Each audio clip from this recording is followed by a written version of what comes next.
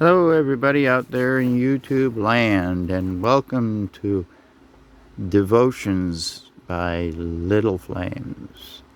Today's devotion is all about being prepared for the Lord's return, and therefore it's important that we turn in our Bibles to chapter 25 of Matthew. So I'll do that right now for you.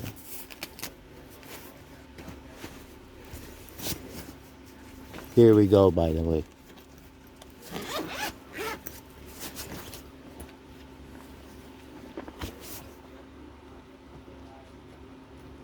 Matthew 25, 23, 24. Oh boy, here we go. 25. Okay. Then the kingdom, there you are. Then the kingdom of heaven shall be likened to 10 virgins. Ooh, no, not the way you think. 10 virgins who took their lamps and went out to meet with the bridegroom. I'm going to stop there and pause for a second because the bridegroom that they're talking about here is a Jewish bridegroom, and they can have many wives, where today we have one. But the whole purpose of this is to compare us as the wise virgins, women virgins, yet. See, because in spirituality, there is no sexist or sexism, because you don't have a sex. So it does not matter. Does not matter. No. They're relating to them as virgins because in those days it was required of the brides to be virgins.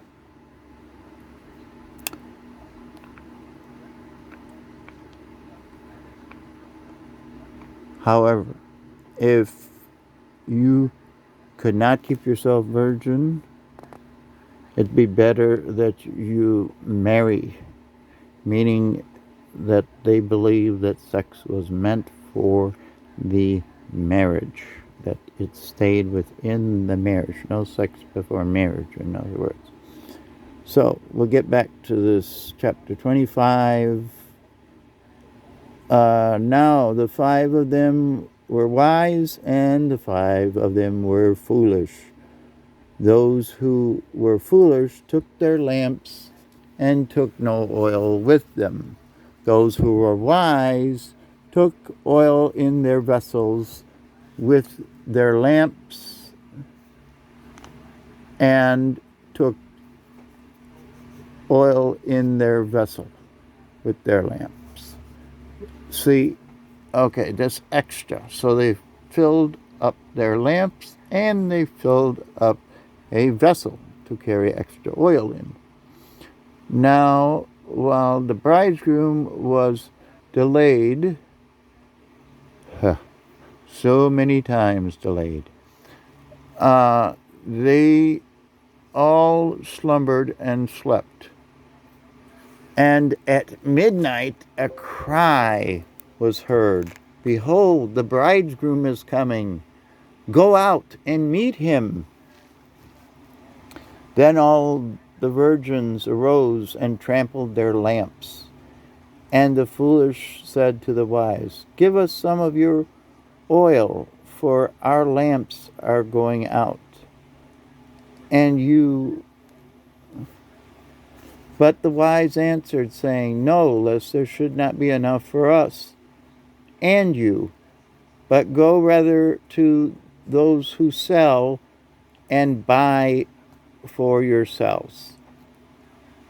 And while they went to buy, the bridegroom came, and those that were ready went in with him to the wedding, and the doors were shut.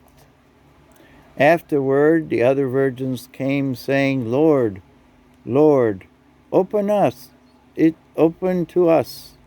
But he answered and said, Assuredly, I say to you, I do not know you. Watch therefore, for you know neither the day nor the hour which the Son of Man is coming. So true. We do not want this to happen to us. So there are many ways you can prepare yourselves for the Lord's coming, and that is you can read your Bible, you can have devotions, you can read with your family, read alone, pray for those that are sick, pray for those things that you know others need. That means you pray for the needy, but you do not pray for what they want, you pray for what they need, such as food, clothing, and then such things.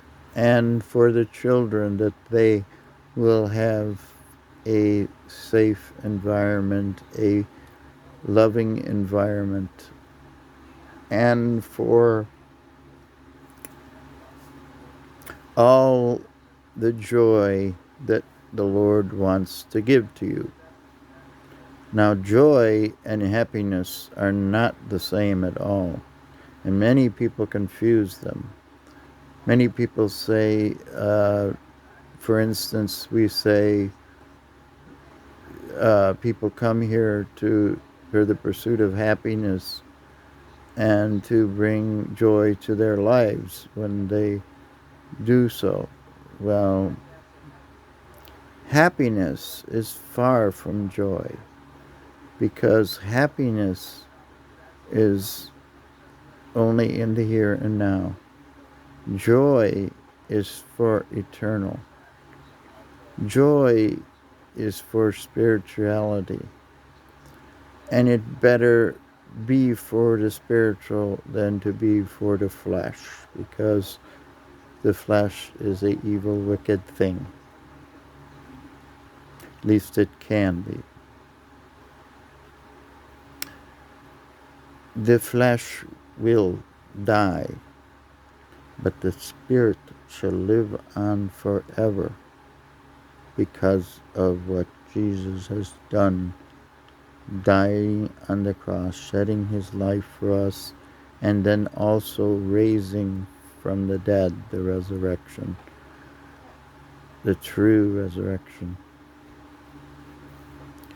Have a great evening, all. Good night.